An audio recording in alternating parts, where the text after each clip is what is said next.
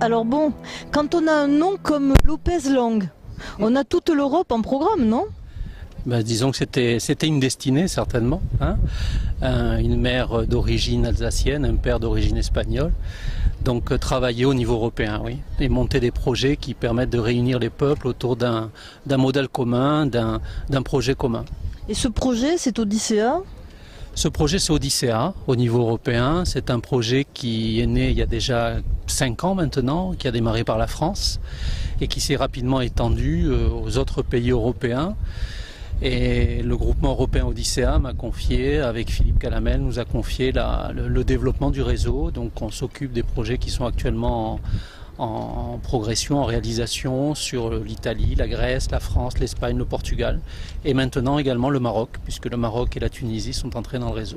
Alors ce qui est intéressant dans Odyssea, c'est qu'il y a un postulat économique, évidemment, le développer les territoires, mais ce postulat économique s'appuie sur le respect des identités et le respect des altérités. Et c'est, à mon avis, ce qui va faire qu'Odyssea ne peut que croître et se développer. Ça veut aussi dire qu'on a un centre de gravité européen qui se déplace un peu vers le sud et que l'Euro-Méditerranée va être à prendre en compte. Tu penses que ça sera le cas? Oui. Je le partage complètement parce que je pense que le respect des hommes, le respect des cultures et des identités que prône Odyssea va passer nécessairement par le partage d'un modèle commun qui va permettre à chacun de se reconnaître dans son authenticité, mais aussi d'avoir un modèle commun. Pourquoi? Parce qu'on partage tous un même territoire qui s'appelle l'Europe. On partage tous une même culture méditerranéenne. Et ce qui n'empêche qu'au-delà des langues qu'on peut parler, au-delà des coutumes, on a une même origine, une même culture, et que la nécessité passe maintenant par la reconnaissance de ces cultures et de ces identités sans quitter la visibilité internationale que doit offrir un projet comme Odyssea. Et qu'est-ce qu'on fait de la rive sud? Alors bon, parce qu'on a en lumière frisante l'islam sur une terre judéo-chrétienne avec, on va dire, une bonne dose de philosophie grecque, et c'est tout ça qui fait la Méditerranée. Est-ce que tu penses que les cicatrices qu'on a aujourd'hui, on va en parler dans 50 ans? Écoute, je pense qu'en tout cas Odyssea va faire en sorte d'aplanir un peu ces cicatrices, ça c'était une évidence. Je travaille actuellement beaucoup avec les Marocains.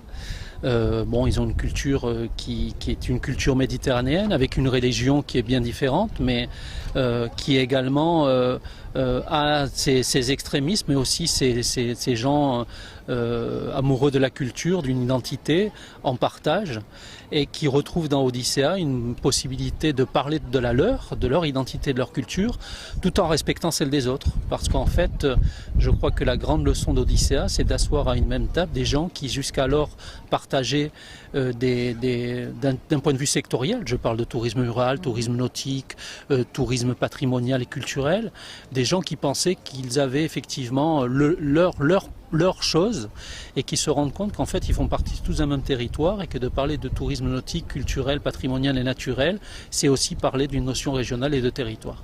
Et donc sortir des précarés qui finalement n'ont fait que diviser et finalement que scléroser. Exactement. Exactement, et je crois qu'il y a une phrase qui nous a tous marqués avec Philippe lorsqu'on était au Salon du Patrimoine il y a maintenant de cela 2 ans, et qu'un des ministres européens qui était en place nous a dit en fait ce qu'a réussi à faire Odyssea, c'est d'asseoir à une même table des gens qui jusqu'à présent se tournaient le dos.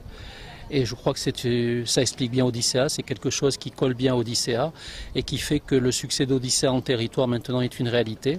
C'est que le modèle de gouvernance d'Odyssea, lorsqu'on arrive sur un territoire, c'est de parler avec des gens qui jusqu'à présent, la plupart du temps, s'étaient pas parlé.